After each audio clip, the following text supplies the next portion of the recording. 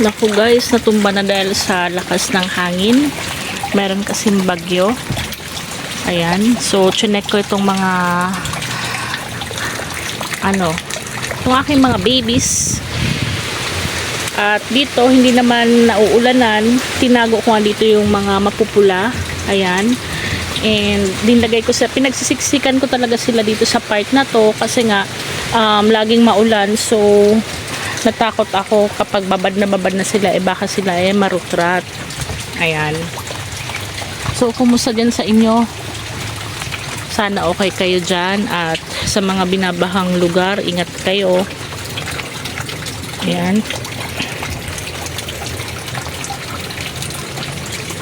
So, dito sa kabila, inalis ko na sila dyan kasi nauulanan nga.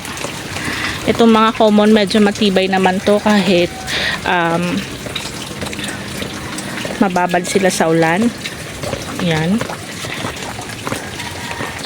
So, medyo malat yung boses ko guys kasi masama ang pakiramdam ko. Pero, chinek ko muna sila kasi alam nyo naman kapag ganitong maulan.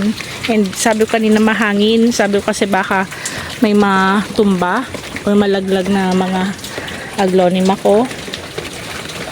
Ayan. So, pasilip. Buti na lang dito sa part na to, hindi masyadong natatamaan ng hangin kasi nga sabi ko nga dito may pader.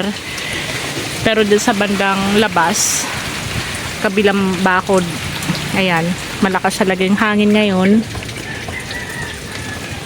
Ayan.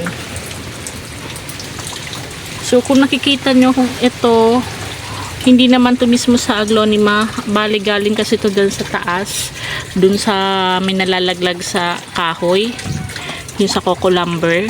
Ayan. Kaya itong mga dahon ng aglonema ko na lalaglagan. Pero okay naman sila. Ayun. Si Red Mahacetico, ayan, dyan ko muna siya sa gilid. Tapos itong si Amber. Ayan. So, ingat kayo dyan lagi guys. At maulan. Stay safe. Kung wala naman kayong gagawin sa labas, huwag na muna kayong lumabas. Ayan. Para mas safe. Ingat kayo.